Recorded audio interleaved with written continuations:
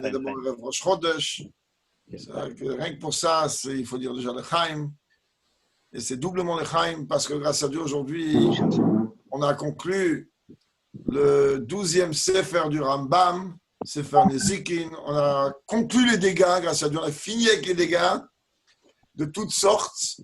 Maintenant, on va rentrer ce soir ou demain, peu importe, chacun sa cadence pour le Limoud Rambam, le Sefer Kinyan, l'acquisition. Alors, Bezrat Hashem, que Dieu il a pris plusieurs Kinyanim. L'un des Kinyanim, il est le peuple juif, alors que ce Kinyan-là, il s'accomplisse encore pendant le dernier jour du mois de Nissan, c'est-à-dire le Chodesh Iyar, c'est-à-dire ce soir et demain, la Géoula effective avec le Rebbe Melech HaMashiach Berosheinu. L'Chaim, l'Chaim, l'Chaim HaShakar. Baruch atah Adonai Eloheinu melech haolam sha'al kol yom v'dvoreh. Amen.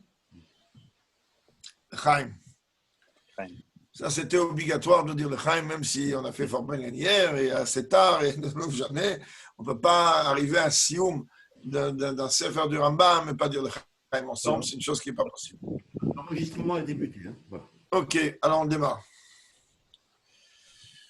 Bien, de Mamarim, de Tazria, Metzora, il n'y en a pas beaucoup, mais il y en a. En règle générale, ce que j'ai survolé, c'est que c'est des Mamarim qui sont très longs, et dans le temps qui nous est imparti, ce n'est pas toujours évident. Et parfois, ils sont non seulement longs, mais aussi complexes. C'est-à-dire que le Rebbe rentre là-bas dans des détails de Chassidut et de Kabbalah extrêmement profonds, et dans le peu de temps qui est imparti, on ne peut pas réellement étudier. Donc, sauf, on a trouvé Baruch Hashem un Mahamar dans Melukatim, un Mahamar Muga, donc ça donne une force certainement beaucoup plus grande encore, que ce Maimer, il est basé sur la Mishnah que l'on étudie avant chaque étude de Pirkei Avot, chaque Shabbat. Cette Mishnah, elle est tout simplement tirée du Perek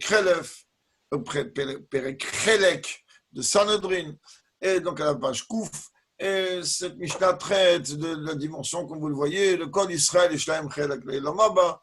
Et il y a comme beaucoup de, comme le Rabbi va expliquer au début du Mamar, qu'il y a en vérité deux façons de traduire, de donner une définition au terme Olam Haba. Et bon, ça m'a marqué, Lukat, Muga, on va avec l'aide de Dieu essayer au mieux que l'on peut d'expliquer les choses au mieux que l'on peut, du mieux que l'on puisse, du moins. Kol Israël et Shlaim Chelek Leilam Haba, tout juif, il a une part dans le monde futur. Comme ça, la Mishnah là-bas, dans Sanhedrin, elle commence. Des pires ou Sholam Haba be Mishnah Zo. Alors, Rabbi, il dit, il faut comprendre que la Mishnah, là-bas, dans Sanhedrin, quand elle est en train d'utiliser le terme Olam Haba, la traduction ici, ou Olam Atria, c'est, il parle là-bas dans la Mishnah de Triyat HaMetim.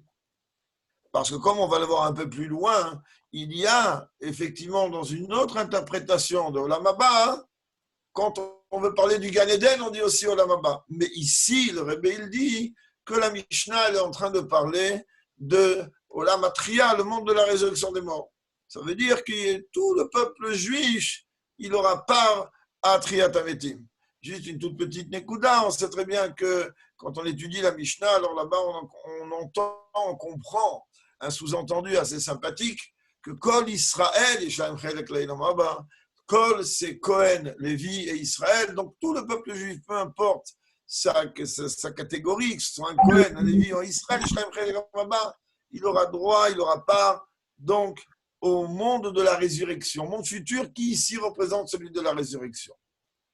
Et donc, les Moucha même chez Mishnah, et d'ailleurs le Rabbi dit quoi ici on traduit qu'Olam Haba c'est le monde de la résurrection, parce que quand on lit la suite, la continuité de la Mishnah, qu'est-ce que la Mishnah elle dit là-bas? Et voici ceux qui, n'ont pas part au monde futur, qui c'est? Celui-là qui dit qu'en vérité la résurrection des morts, ça n'existe pas. Il n'y a pas, la Torah ne parle pas de cette dimension-là.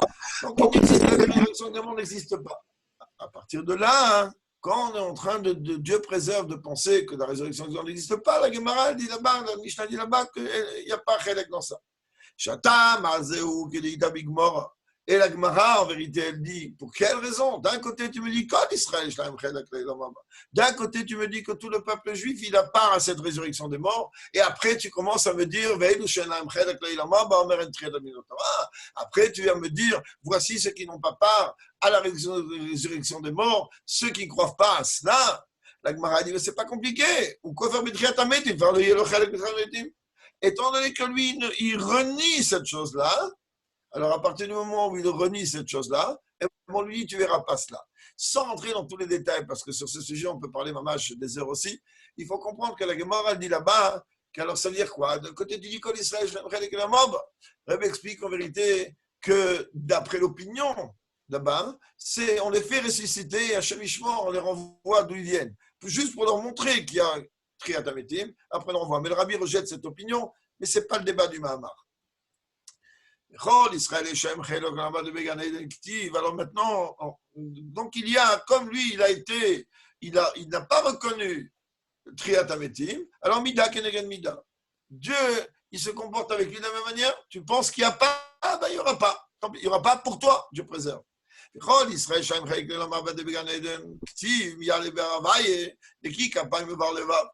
Alors maintenant, la deuxième interprétation du terme Olam Haba, c'est aussi le Gan Eden. David Amelech dit là-bas dans le Télim 24, Mi ale ber Hashem, qui c'est qui est capable de monter dans la montagne de Dieu et qui est capable de voir le vase, celui qui a les mains propres et qui a le cœur pur, etc. C'est-à-dire quoi? Chez Yesh Nam là-bas, David Amelech il fait allusion au Gan Eden. Donc, peu importe maintenant l'analyse de ce Télim-là, le Rabbi montre ici, on ne rend pas au Gan Eden comme ça. Une Neshama, elle n'arrive pas au Gan Eden comme ça. Elle a besoin d'un Izipas, elle a besoin de un certain niveau, une certaine préparation, un certain passé sur terre et un certain présent là-haut. Là aussi, on ne va pas débattre maintenant. Mais le Rabbi dit, mais quand on est en train de dire qu'il y a besoin de conditions pour pouvoir rentrer au Gan Eden, à fil Gan Tarton, il dit même dans le niveau inférieur du Gan Eden. Comme on sait très bien qu'il y a ce qu'on appelle Gan Eden Tarton et Gan Eden Elyon, il y a le Gan Eden inférieur et le Gan Eden supérieur.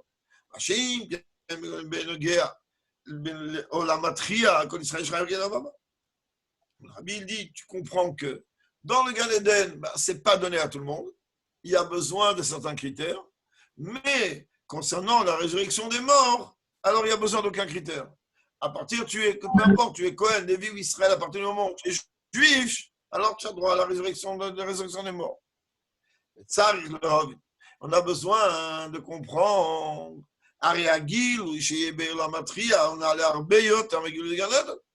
Si déjà tu es en train d'exiger certains critères, Aïn Neshama, pour qu'elle puisse intégrer le Gan Eden, que ce soit le Tartan ou le Elyon, et que tu me dis, pas Mia les Barachem, pas tout le monde il est capable d'arriver dans ce niveau-là du Gan Eden, peu importe inférieur ou supérieur.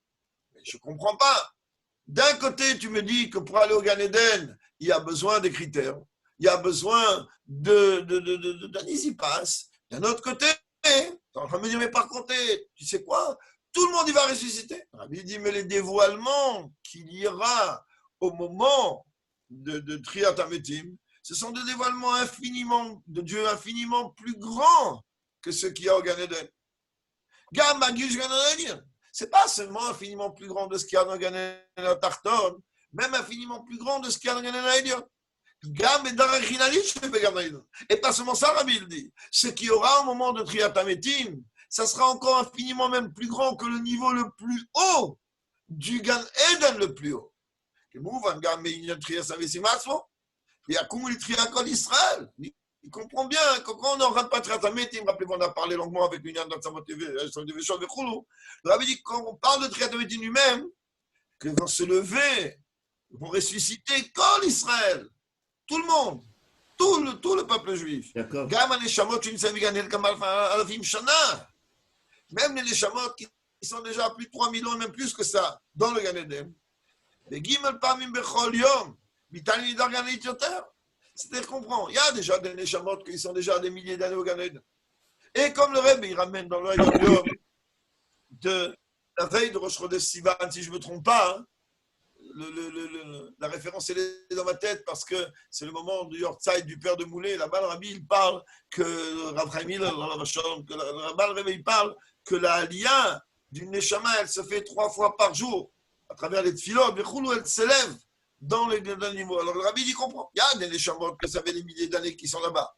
En plus de cela, hein, chaque jour, 3 fois par jour, elle s'élève d'un niveau supérieur à l'autre. Et donc, ils arrivent dans des niveaux mitali. Qu'est-ce qu'on va faire, ces Neshamot? Ces Neshamot qui sont dans des niveaux extrêmement gigantesques, eh bien, ils vont intégrer un corps qui a guilé de la matria. Parce que le dévoilement de Dieu qui aura lors de la résurrection des morts, c'est un dévoilement qui est infiniment plus haut même que le dévoilement qui a de Gan Eden. Gam et Dargarina de Gan Eden, même dans le niveau le plus haut. Et quand même, on voit que quoi? Qu'il y a a priori une contradiction apparente. Celui-là qui veut mériter, la Neshama, qui veut mériter le dévoilement qu'il y a dans le Gan Eden, peu importe inférieur ou supérieur, alors il y a besoin de plusieurs conditions. Et le dévoilement qu'il y aura lors de la résurrection des morts, on le donne à tout juif à portée ouverte, sans la moindre condition. Résumé de ce qu'on vient de dire, le Rabbi pose simplement une question. Premièrement, il explique qu'au Lamab, on a 2 pirushim. Dans la Mishnah de Kol Israël, le pirouche, il est Triat Hametim, on le déduit de la continuité de ce que la Mishnah et comme la Gemara le développe là-bas. D'un autre côté, on comprend qu'au Gan Eden n'arrive pas qui veut, donc on a une contradiction apparente. Puisque le Gan Eden, puisque le sujet de Triat Hametim est un niveau beaucoup plus haut, même que le niveau le plus haut du Gan Eden, alors dans ce cas-là, comment c'est possible qu'au Gan Eden, on demande des conditions et Triat Hametim, on ne met aucune condition? Jacob, Oui. Oui. Est-ce que si quelqu'un a une question, je peux lui donner la parole? Comme tu veux, ou à la fin, ou il écrit, ou comme tu veux. Comme tu veux, toi, c'est toi qui décides. Ouais, je ne veux pas déranger le cours. Hein. Moshe, à toi de parler. Il ne veut pas parler. Il ne veut plus parler. Non. Il ne veut plus parler. Pas grave. On est au 2e paragraphe, là, Oui, Perek Bet. D'accord.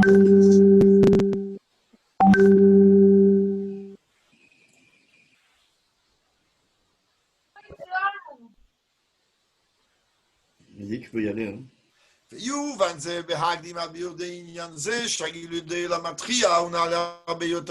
Maintenant, on va comprendre ça lorsqu'on va précéder l'explication de qu'est-ce que ça veut dire que le dévoilement de Dieu qu'il y aura au moment de la résurrection des morts, il est infiniment plus haut que le Gilui de Gan Eden. On a besoin d'abord de comprendre, d'expliquer ça. Le Chaer, a priori, étant donné que le Gan Eden, c'est le monde des âmes nettes de corps, sans aucun corps. Ou voilà, et qu'au moment de la résurrection des morts, les Neshamot, elles vont réintégrer un corps. On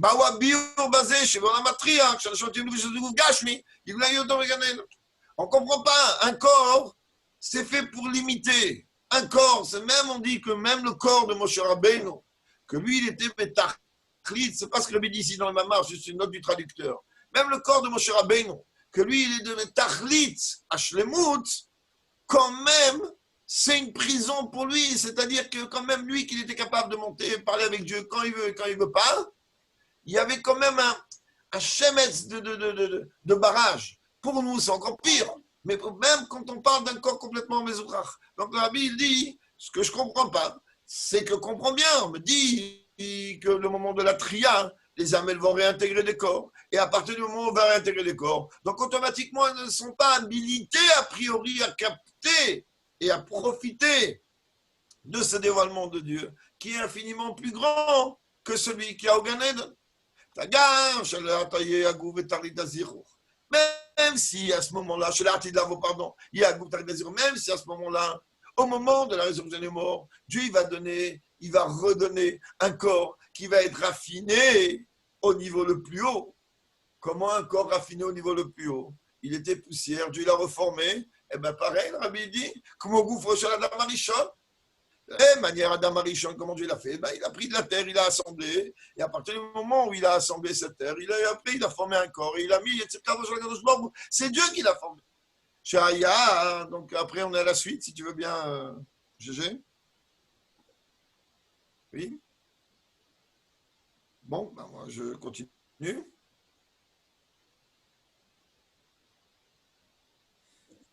Que lui, il est en vérité encore plus clair que le soleil. Que le soleil. On ne peut pas dire le globe solaire, je ne sais pas comment on dit, mais en tout cas que le soleil. On va expliquer. Au moment de Géoula, au moment de la résurrection des morts, pas seulement de Géoula, le corps, il va être en vérité dans une perfection encore plus grande que celui d'Adam Arishon. On va au point, je m'explique.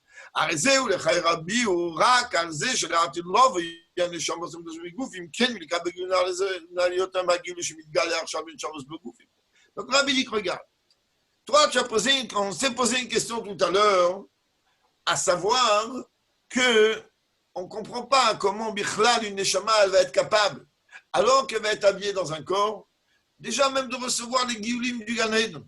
Puisqu'au Gan Eden, il n'y a pas de corps, et encore, on demande des autorisations, de tout un tas de choses. Le Rabbi, il dit, mais non, au moment de Triat Ametim, alors il faut savoir que les corps, ils vont être parfaits. Quel exemple on prend? On prend celui de Adam Arishon. Adam Arishon, son corps, il était aussi clair, si l'on peut dire, aussi lumineux que le soleil. C'est-à-dire tout à fait habilité à pouvoir recevoir les dévoilements de Dieu les plus grands. Rabbi dit dans l'Écoute Torah que Adam Arishon, il était capable de voir, sans passer par Zoom, et sans passer par téléphone, et sans passer par rien, d'une extrémité du monde à l'autre, une Ria Hushit, une Ria Gashmit, de voir avec des yeux humains. Ça veut dire que son corps était d'une perfection tout à fait particulière. Et donc le Rabbi dit, ah, maintenant j'ai compris. Si en vérité les corps qui vont être refabriqués par Dieu au moment de Triat Ametim, alors automatiquement ils vont être d'un niveau de raffinement presque comme celui d'Adam Arishon, mais le Rabbi dit encore plus que celui d'Adam Arishon. Donc automatiquement on peut comprendre que quoi? Que oui, les corps, ils seront capables, alors les âmes qui vont réintégrer ces corps reformés par Dieu, eh ben, ils vont être capables de recevoir ce gilouï, les gilouïm, qui seront infiniment plus grands que ceux qui ont Gan Eden. Mais quand même, mais ça vient quand même pas expliquer le fait que le dévoilement futur que l'on attend, il va être principalement âme dans le corps. Parce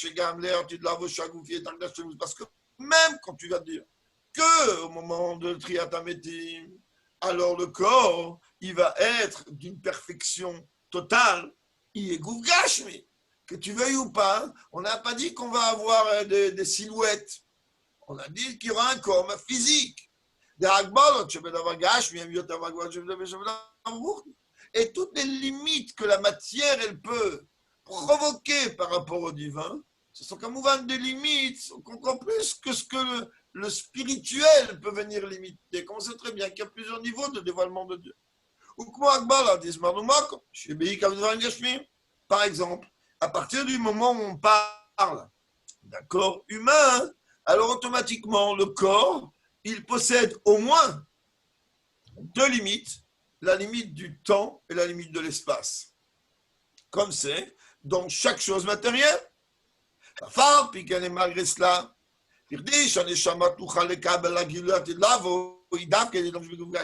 on me dit quand même que quoi?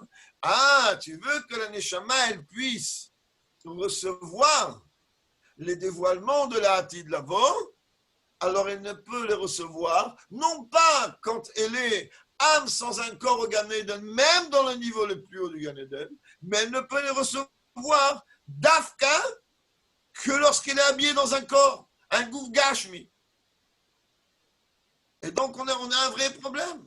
Même si le corps il peut être d'une perfection tout à fait particulière, tu me dis que le Gilou il va être tellement gigantesque que même au Gan Eden, c'est pas ça.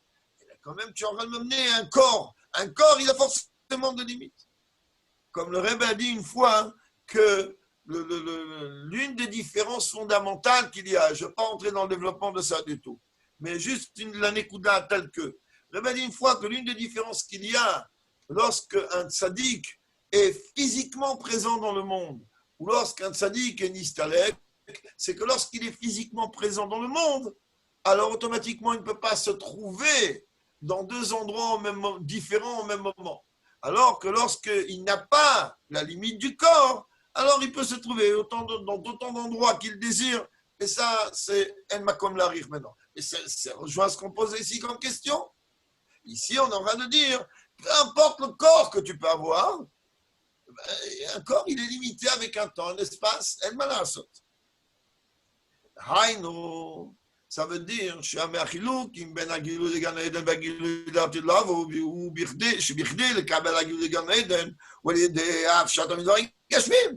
tu vois bien que les douaniers, entre guillemets, qu'il y a à l'entrée de la porte du Gan Eden, alors eux, ils vont mettre des limites. Pour quelle raison? De dire à l'Aneshama, tu dois te débarrasser d'abord de toute dimension de la matière. Et à partir du moment où tu vas débarrasser de tout ton attachement avec la matière, quelle qu'elle soit, là tu peux rentrer au Gan Eden. Sinon, non. Et d'ailleurs, comme ceux qui ont déjà étudié ces Nekudot dans Chassidut ou dans la Kabbalah ou ailleurs, שקודם עליית הנשמה לגן עדן, צריך להיות תחילה טבילה בנהר דינו, שכוח, חז דהי עלמא. Alors il dit que le Zohar, il dit que avant que la Neshama puisse rentrer au Gan Eden, et même si elle est au Gan Eden, avant qu'elle puisse monter du Gan Eden Tarton au Gan Eden Lyon, elle est obligée de rentrer dans un mikveh. On a déjà expliqué que mikveh, c'est le niveau de Bitl.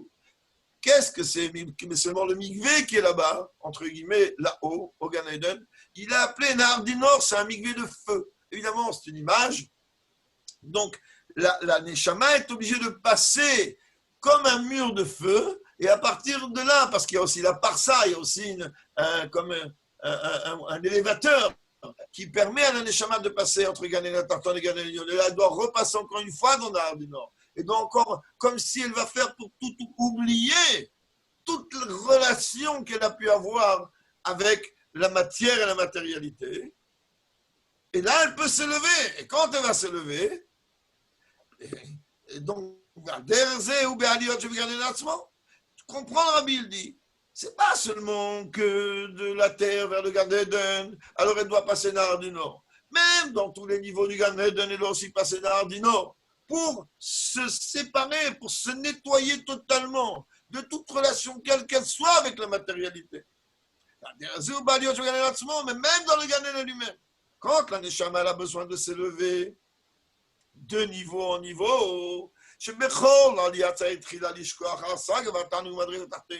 chaque élévation, alors elle nécessite d'abord qu'on se déconnecte, qu'on oublie totalement tout ce qu'on a pu récupérer, tout ce qu'on a pu acquérir dans le niveau inférieur. Mais donc notre question est beaucoup plus renforcée maintenant. Et toi, tu viens me dire que pour pouvoir recevoir le dévoilement pendant Triat Tametim, alors il y a besoin que la Neshama s'habille dans un corps. Je comprends rien. C'est-à-dire c'est complètement antagoniste. Toute la Nekuda des Gilouim du Gan Eden, il est justement une déconnexion totale de toute chose, corps ou pas corps, avec lequel la Neshama a pu avoir une relation lorsqu'elle était habillée dans un corps. Une déconnexion totale de tout. Et là, et pas seulement ça. Donc, chaque niveau du Gan Eden, quand elle a besoin de monter dans chaque niveau, elle doit aussi se déconnecter du niveau précédent. C'est ça que le Rebbe a expliqué une fois, la dimension de mort. Rappelez-vous la question qu'un jour, il y a un Rav qui a dit au Rebbe, il n'y a pas d'Ibarbit ou l'Inyanim, et qu'il a dit, mais voilà, Adam Arishon est obligé de frotter, Vechoulou. Je ne vais pas revenir sur ce débat, je veux qu'on termine le Mahama.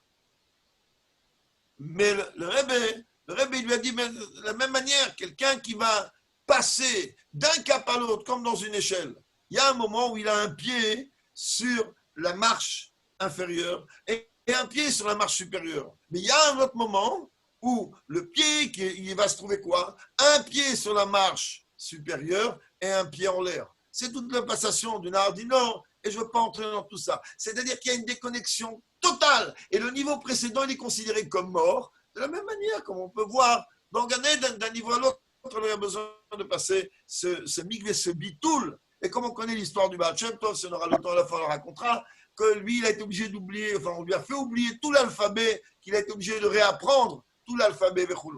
Et quand on a vu les maîtres de la Gemara, que dès qu'ils sont venus de Babylonie, alors ils ont effacé de leur esprit tout le Talmud de Babel pour pouvoir apprendre celui de Yerushalayim. Donc il y a effectivement cette dimension de Bitoul, comme nous on aura de voir ici. Mais donc, pour revenir à notre question, puisqu'effectivement, il y a besoin de se déconnecter de toute matérialité qui limite dans le temps et dans l'espace, comment tu es en train de me dire que les guidouïm de la petite labo, il y a besoin qu'on ait un chambre, elle est habillée dans un corps. Mais inactive. Et là, le réveil va expliquer, voilà qu'il est écrit Zot, par Chatroukat, il est écrit là-bas Zot à Torah Adam. Bon, même si c'est marqué la suite, mais là, on peut même découper dans ce sens. C'est très bien que le découpage, on peut le faire comme on a envie. Zot à Torah Adam. La Torah, dans le Parashat Troukat, elle me dit voici la Torah. C'est quoi la Torah? C'est l'homme.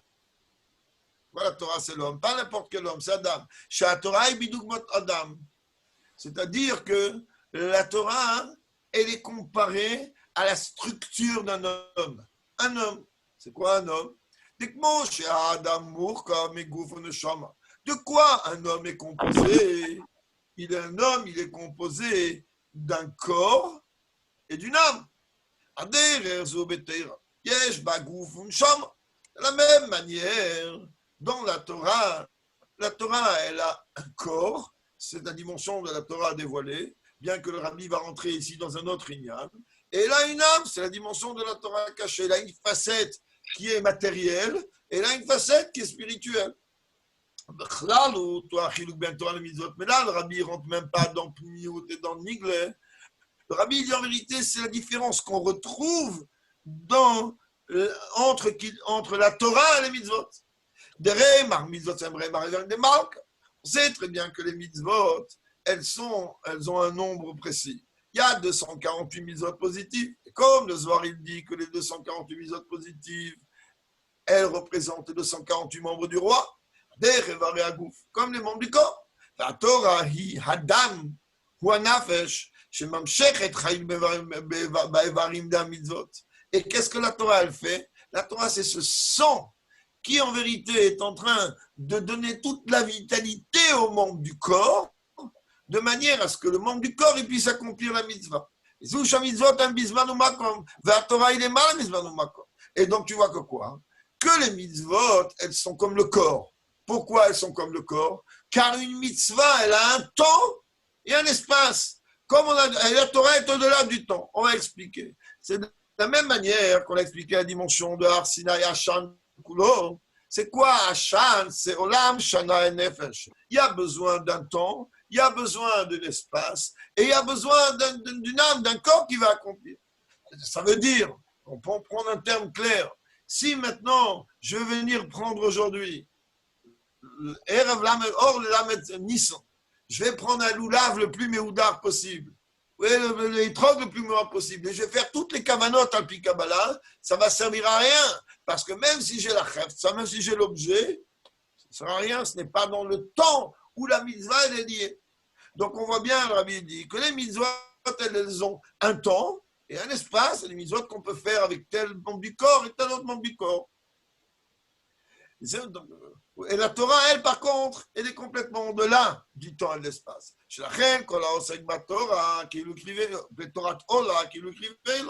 pour ça que nos sages sont venus nous apprendre, à la fin, il dit quoi? Que tout celui qui s'investit dans l'étude du sacrifice d'Olah, alors Dieu il considère comme si il a accompli ce sacrifice. Même qu'il est ni dans un Beis Hamikdash, ni dans le moment où ça doit faire ça. Comment? Parce que la Torah est au-delà du temps, au-delà de l'espace. La mitzvah dans sa matérialité, elle a besoin d'un temps, et elle a besoin d'un espace. Mais quand tu es en train d'accomplir cette mitzvah dans son sens spirituel à travers l'étude de la Torah, alors tu te places automatiquement de l'habitant de l'espace. Qui a gouf chez Gashmi ou Mugdar Bisman ou Mok, parce que le corps, qui lui, il est matériel dans toute sa matérialité, eh ben, il a des limites du temps et d'espace. Alors qu'un neshama qui est spirituel, il est mal à Bisman ou Mok. Et il n'a pas du tout une limite ni de temps ni d'espace. De la même manière qu'on regarde la Torah et les mitzvot, les shaykhut de la même manière, quand on regarde la relation qu'ils ont donc avec la Torah. Donc, j'avance ou j'avance? Moi, je ne sais pas avancer.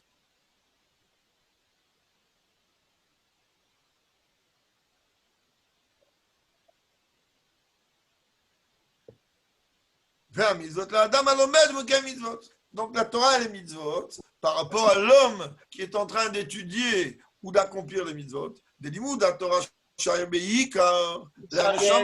des jouets à toi, modèle. Même si je sais que c'est des affaires ramassées. Et donc, des limoud, la Torah, avec Yuma Mitzvot, la Gouf. En vérité, la relation que l'étude de la Torah elle a par rapport aux Juifs, l'étude de la Torah, elle est beaucoup plus une dimension de nourriture de l'âme, et elle a une relation beaucoup plus directe avec l'âme, alors que l'accomplissement des mitzvot, lui, il est lié avec le corps. On a besoin d'un corps pour accomplir.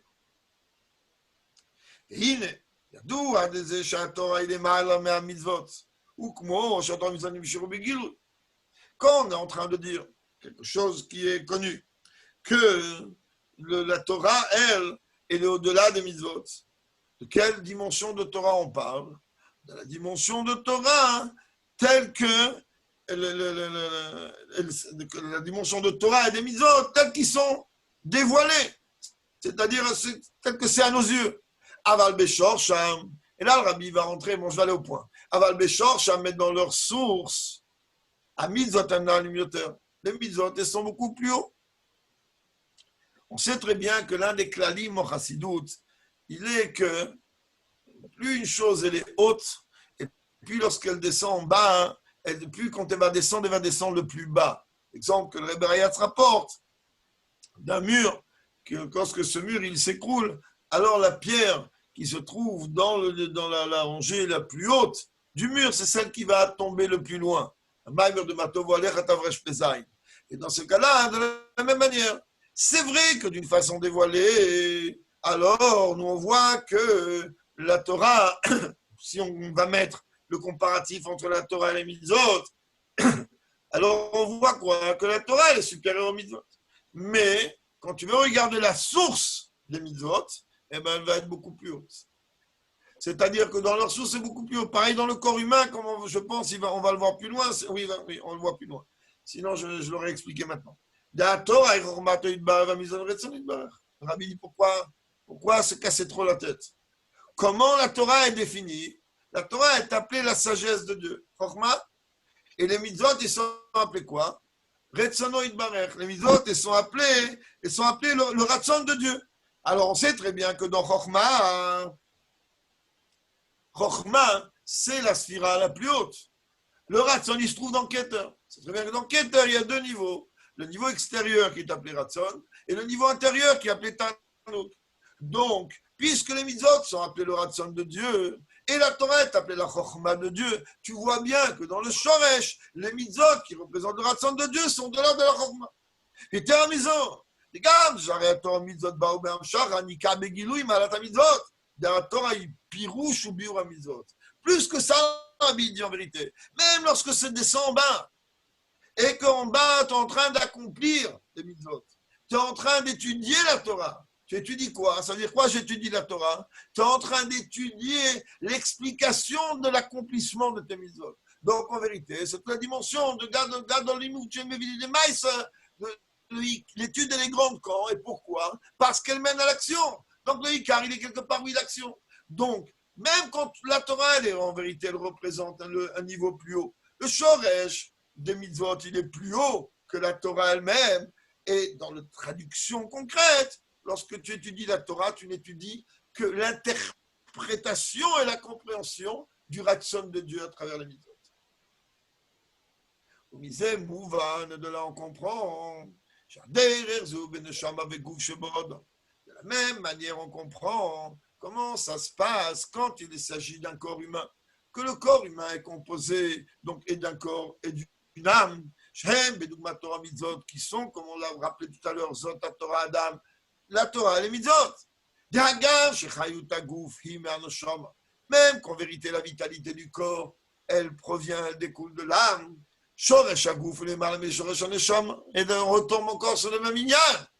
Le corps, c'est sûr et certain qu'il est à un niveau, dans sa matérialité, tel qu'il est concret, il est à un niveau plus bas que l'âme. Oui.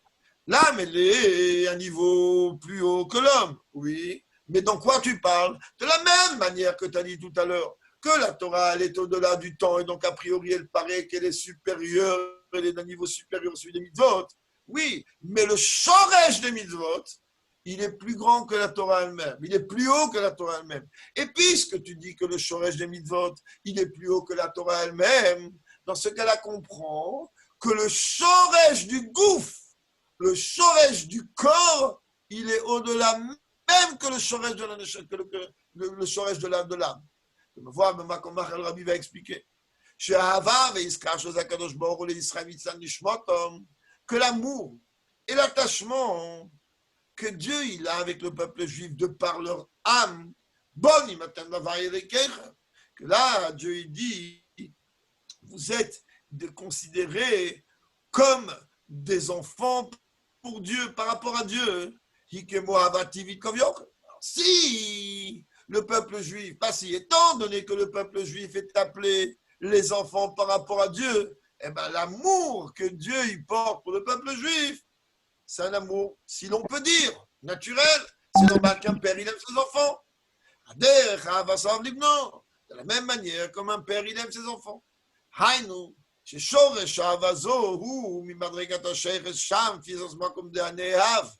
Ça veut dire, mon fils, pourquoi il ressent l'amour que je lui porte? Et lorsqu'il va ressentir l'amour que je lui porte, la relation, il va la faire tout de suite. Mon père, il m'aime parce que c'est mon père et que je suis son fils. Mais ça ne veut pas dire que ça vient même de l'essence même des choses. Donc, par rapport à la Neshama, comme la Neshama, c'est un chelek elokam imal mamash, et qu'on veut comparer en vérité la relation comme un père à son fils, donc l'amour, c'est un amour totalement normal, totalement naturel.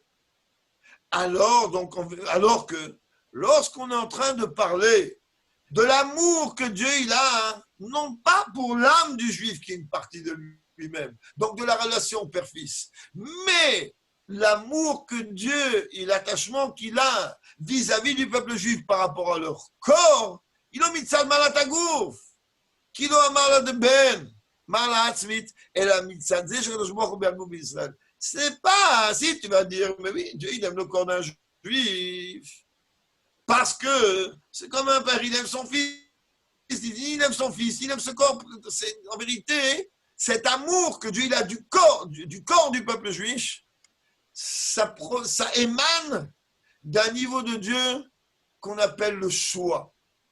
Le choix, après ce qu'on vit de verser des larmes, qu'on n'a pas dit ça devant un Sefer Torah, je ne sais combien de temps. Tu es en train de dire que Dieu, Israël, que Dieu il a choisi le peuple juif. Mitzat, ce choix-là, mais Pri Rachovshit, Dieu il aurait pu ne pas avoir besoin de nous choisir. À part de chez Pri Razo, il met Atzmuto. Ce choix-là, il émane non pas de tel ou tel niveau de Dieu, ce choix, il émane de l'essence même de Dieu. Et c'est goufa, shaneshamanim sheret leachayot et ta gouf. Oui, mais aïlu shelagu mitzat shorcho. Et là, maintenant, le rabbi dit, tu comprends pourquoi? Hein? Une âme, elle, c'est une parcelle de Dieu. Qu'est-ce qu'elle a besoin de donner une vie ou une vitalité à un corps? Le corps, il est bahomi, c'est un behem. Qu'est-ce qu'elle a besoin, une âme divine, de venir donner à un corps une vitalité? Parce que la Neshama, elle sait, elle sent, c'est quoi la valeur du corps d'un juif par rapport à la source de ce corps. Comme on a dit précédemment, que la Torah, elle est gigantesque. Mitzat quoi? Parce qu'elle vient expliquer la grandeur et la valeur de mitzvot. Donc en vérité, le Ikar, il est mitzvot, que ça s'est comparé au corps. Donc quand la Neshama, elle se trouve dans un corps, elle a un tanouk de lui donner une vie à ce corps. Mais elle veut lui donner la vie comment? Elle veut donner une vie quand le corps il va l'écouter. Malheureusement, Rabbi rend pas maintenant dans la Plouktot, etc., mais d'une façon concrète, on comprend bien que le corps d'un juif, c'est quelque chose de gigantesque. C'est quelque chose d'exceptionnel. C'est l'une des raisons pour lesquelles il n'y a pas que ça, que en vérité, combien on se bat, surtout ces derniers temps et en France, combien ils ont voulu, Hachem Yishmor Veloye, l'autre accompagnement a brûlé des corps juifs qui étaient atteints de la maladie Hachem Yishmor, et comment les shluchim, ils se sont battus avec toute leur force pour empêcher une chose pareille, tellement on comprend combien le corps d'un juif, il a une valeur tellement gigantesque.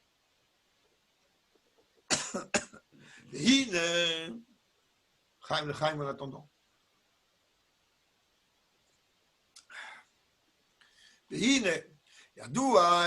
Ça on sait.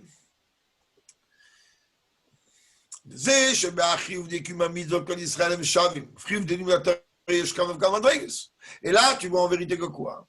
Que quand on est en train de parler de l'implication, l'obligation de l'accomplissement de mitzvot face à l'étude de la Torah, dans l'accomplissement de mitzvot, c'est pareil, c'est la marloquette Korach.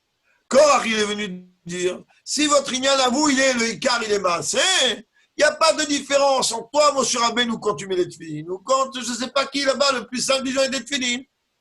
La Bible dit qu'on prend dans le chiyuv de l'accomplissement des mitzvot, tout le peuple juif, il est mis au même piédestal, l'acte de la mitzvah, l'action de la mitzvah, elle est identique chez tout le monde. Et donc, tout le monde a la même obligation. On doit mettre les tefilines. C'est pas important si c'est le Rabbi de Lubavitch qui met les tefilines, ou si c'est un juif qui vient de sortir de discothèque à 7h du matin, dimanche matin, après qu'il a passé toute la nuit là-bas, les Havdil Ben Kodesh Lachon. Dans le sens de la Péoula, pas dans le sens des Neshamot. Et dans ce cas, il n'y a pas de différence. Les deux ont le même chiyuv, les Havdil. Alors que le livre de la Torah, tu vois bien que l'obligation de l'étude de la Torah, elle n'est pas identique chez tous les juifs. Il y a des halachot. יש ואייר שיש להם פנאי החיוב והגית בימם בלילה הוא כפשוט. Celui-là que lui il est au collège et celui-là que lui sa vie de famille elle lui donne la liberté, la possibilité d'étudier la Torah toute la journée. Alors il faut savoir que celui-là, alors il faut prendre au sens élémentaire ce que la Torah elle dit dans Vergit, dans Yehoshua, Vergit Aboyim en Valaïla. Qui jour et nuit il doit étudier la Torah. T'as rien d'autre à faire, pourquoi t'as été créé? Ou parle,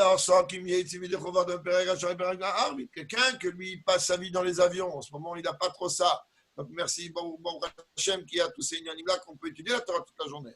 Mais à l'époque où il y avait cette Nekuda-là de pouvoir, donc, voyez, de ne pas avoir tellement de temps, Mitzad le fait que le juif, il devait donc travailler. Alors lui, on lui dit, ok, si vraiment tu ne peux pas, hein, alors tu as ce que l'on appelle Perekera Tchari, c'est Perekera Ma'ariv.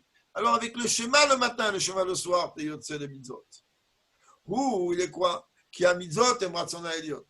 Tout simplement parce que les mitzvot, comme on l'a cité plus haut, elles représentent la volonté suprême de Dieu. Les Ratzon ou les Malamit Chalkos. Et le Ratzon, lui, on ne va pas le départager. C'est une volonté, il n'y en a pas 50 000. La Torah, elle est la Chorma. Et dans la Chorma, il y a Shivim Loshon, Shivim Ponim, il y a mille et une façons comment on peut venir étudier et travailler la Torah. Et on peut aussi dire, on peut aussi dire comment ça se passe par rapport à l'étude de la Torah, l'accomplissement des mitzvot au sens concret.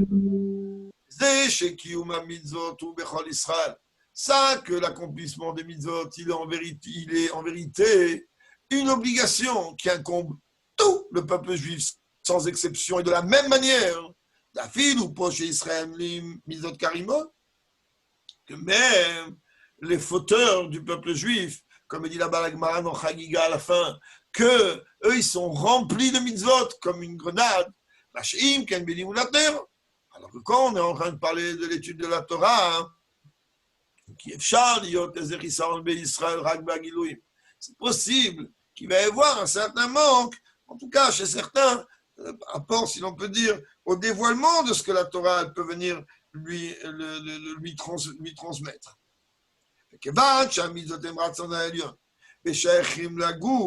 Étant donné que les mitzvot, elles représentent la volonté suprême et qu'elles ont une relation avec le corps, on a passé déjà, GG, que comme ça fait partie de le corps, c'est un choix de Dieu, alors dans ce cas-là, il est identique chez tout le peuple juif. Ça veut dire que le Rebbe, il est en train de venir nous montrer ici qu'en vérité, ce corps, que nous, on n'est pas en train réellement d'imaginer à quel point il est important. Alors, il explique que lorsque tu regardes les choses dans le shoresh, dans la racine, dans la source, tu t'aperçois que le corps d'un juif, il est dans une dimension gigantesque et merveilleuse et infiniment même plus grande dans sa source que l'âme. Et c'est ça, qu'est-ce que ça veut dire qu'Israël et c'est ça, qu'est-ce que ça veut dire que tout juif a une part dans le monde futur, c'est-à-dire la matria. Que même qu'en vérité, comme on vient de dire, que les dévoilements de Dieu qui aura au moment de la résurrection des morts, elles sont des dévoilements qui sont infiniment plus hauts que les dévoilements de Gan Eden. Quand même, ce dévoilement-là, il va toucher tout le peuple juif. Je voulais le dire tout à l'heure, j'ai dit certainement, il va dire dans le Mahamar, parce qu'il faut comprendre que le easy pass du Gan Eden, c'est l'étude de la Torah. Quelqu'un que lui, il n'a pas étudié la Torah, alors il ne peut pas te préserver entre Gan Eden, combien de Sipurim et combien d'Inyanim, et on sait très bien, comme il dit là-bas, Ashremi Sheba Lekan, et Talmud Beyad. Heureux l'homme qui vient ici et qui vient avec son étude, peu importe s'il faut comprendre ça à sa Gemara dans les mains, peu importe qu'on sait très bien, comme Tania explique c'est quoi le niveau de l'Imoud Gemara avec Cholo, ou tout simplement l'étude d'Ichlaluta dans sa globalité. Donc on voit bien que quoi? Qu'au Gan Eden, ce Gilouï-là, il dépend de l'étude de la Torah. Tu as étudié, tu montes au Gan Eden et là-bas tu peux rentrer, on te place à un niveau tel ou tel. Mais quoi? Au moment de la résurrection des morts, étant donné que l'écart de la résurrection, il est quoi? Qu'on va ressusciter les corps. Et les corps, qu'est-ce qu'on va faire avec qu'est-ce qu'ils ont fait ces corps? Ces corps-là, ils ont accompli les mitzvot. Dans le Gan Eden, il n'y a pas de mitzvot. Au Gan Eden, il n'y a que l'étude de la Torah. Sur terre, lorsque l'âme, elle est habillée dans un corps, alors elle va permettre au corps de pouvoir accomplir les mitzvot.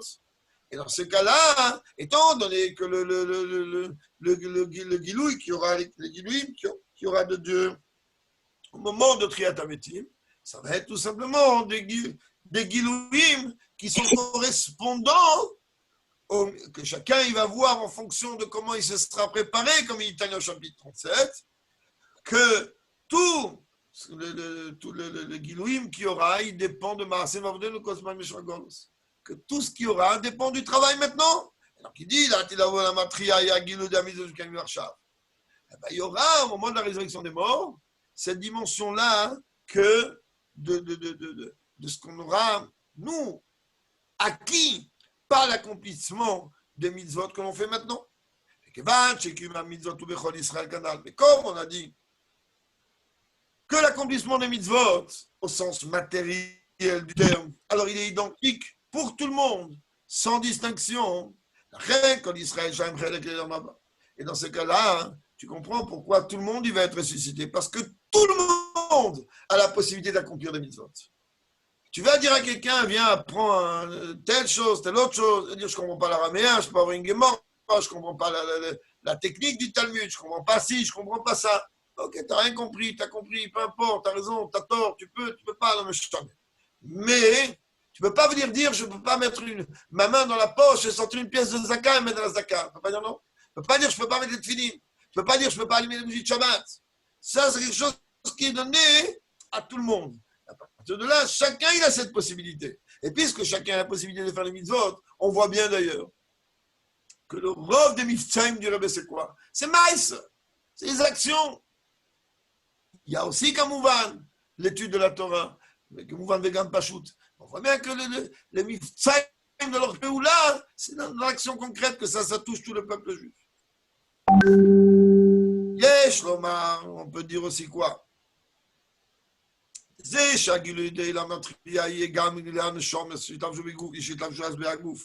ça qu'on a dit que le dévoilement qu'il y aura au moment de la résurrection des morts, et même les âmes, elles vont pouvoir en profiter telles qu'elles auront réintégré un corps.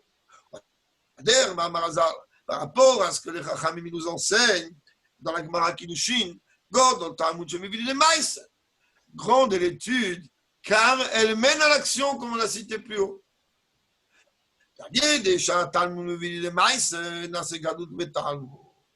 Étant donné que sans l'étude, je ne peux pas savoir qu'est-ce qu'il faut faire.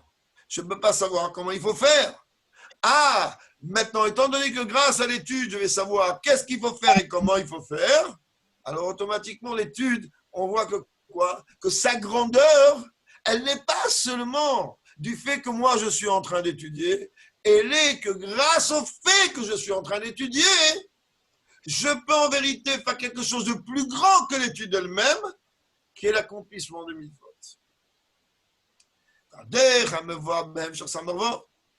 Comme le Rabbi Rachabi ramène là-bas, dans le Hemshech, dans le Mahamar de Samarvov, là-bas, de Yom Tov Rabbi Shabbos au début, mais là, il faut voir la référence exacte, où là où le Rabbi parle là-bas de Samarvov.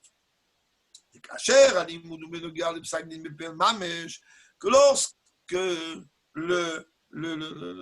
l'étude, elle est en vérité liée avec le fait qu'on a besoin donc de trancher une halakha de façon concrète,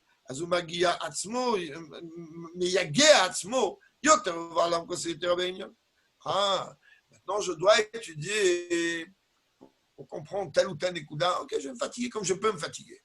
Mais si maintenant, je suis quelqu'un qui doit trancher une halakha, et j'ai donc une lourde responsabilité quant à l'accomplissement, la mise en pratique de cette halakha, et bien automatiquement, qu'est-ce que je vais faire? Eh bien, je ne parle pas de moi. Le Rav, qu'est-ce qu'il va faire? Eh bien, il va approfondir son esprit, il va affiner, il va rechercher comment réellement est la volonté de Dieu par rapport à l'accomplissement de cette mitzvah. Alpiz, j'attends que tu montes.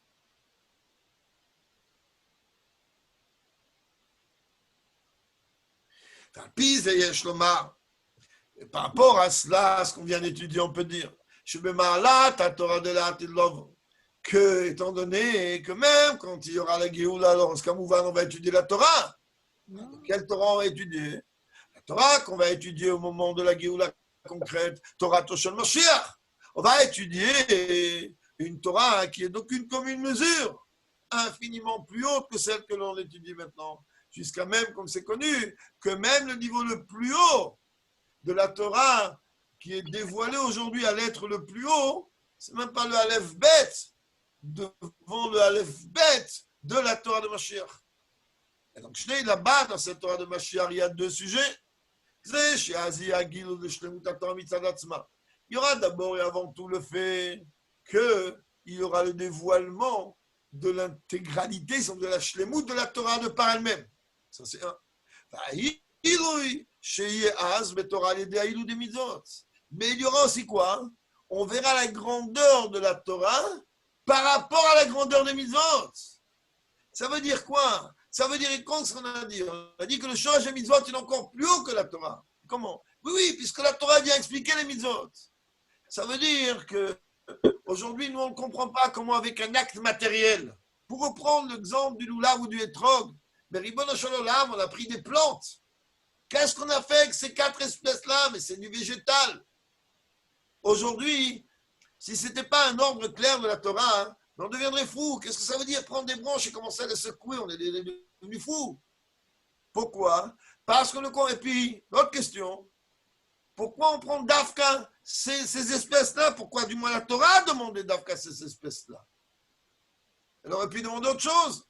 Elle aurait pu nous demander de prendre un citron, pas un étrog. Ça ressemble, et c'est moins cher. Elle aurait pu. Aujourd'hui, même quand quelqu'un il va étudier Chassidut, il va étudier Kabbalah, il va étudier des Remizé Secha, il va étudier tout ce qu'il veut, il va comprendre, qu'est-ce qu'il va comprendre, pourquoi un étrog, Rachetevot, Gematriot, Paparot, Tata, Shoresh, pas Shoresh, d'où il vient pas. Mais malgré tout, il ne va pas réellement réussir à comprendre qu'est-ce que représentent vraiment ces actes matériels de cette mitzvah matérielle. Le Rebbe dit ici, et dans la Torah de Mashiach, tu verras 2 choses. Tu verras d'abord la Torah dans sa plénitude, de par elle-même, la grandeur de la Torah, mais tu verras comment la Torah elle est grande, parce qu'elle a été capable de descendre dans un langage humain l'accomplissement des mitzvot. C'est quelque chose de géant ce que Rebbe dit ici. Alors si maintenant tu comprends ça par rapport à la Torah et aux mitzvot, alors on va faire le parallèle avec le corps et l'âme pour conclure. Pareil concernant l'âme. Au moment de la Géoula, de Triat HaMetim, alors va se dévoiler la source des âmes elles-mêmes. En plus de cela, la Neshama, Dieu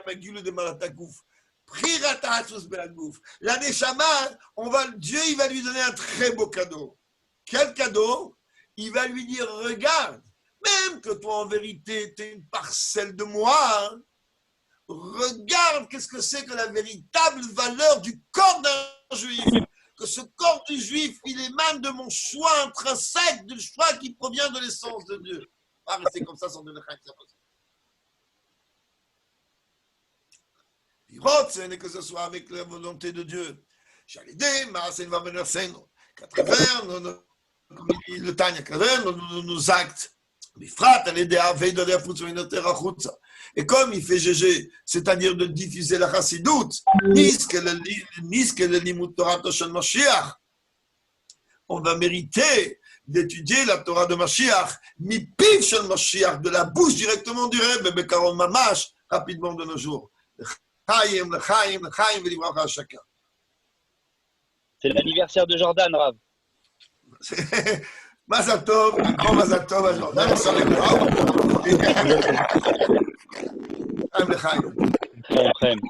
Chaim, tout le monde ici, Rob Maznouf, c'était très bien. On reviendra. Vous pouvez revenir avec l'aide de Dieu. Vous pouvez ouvrir le rideau derrière vous, vous pouvez l'ouvrir là, qu'on voit le relais là. Le rideau de la fenêtre, ça fait 40 jours